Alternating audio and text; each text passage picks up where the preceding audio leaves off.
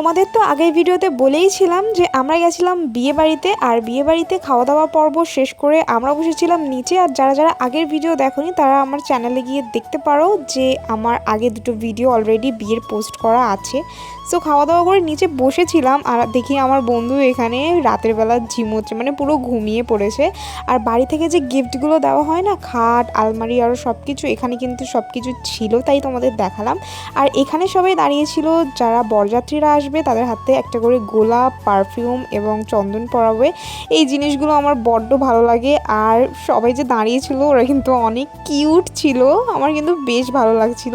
আর অনেক অপেক্ষার পর ফাইনালি বরের গাড়ি ঢুকেছে। বরের গাড়ি ঢুকতেই সবাই এখানে জাস্ট ভিড় জমিয়ে দিয়েছে, বাট আমি একদমই উঠিনি কারণ আমার ভীষণভাবে গরম লাগছিল, তাই জন্য আমি একদম একটা ফ্যানের সামনেই বসেছিলাম। আর বর ঢুকতে পেলে আমি দেখতেই পাবো এমন একটা জায়গাতেই বসেছিলাম। আর এত ফুরফুরে হাওয়াতে কিভাবে উঠে চলে যাই বলো তো। তারপরে বর গাড়ি থেকে নেমে এখানে কাকিমা ভালো করে বরণ করে নিচ্ছিলেন। আর বরণের পর্ব শেষ করে সবাই এখানে একটু মজা করছিল বরের সাথে।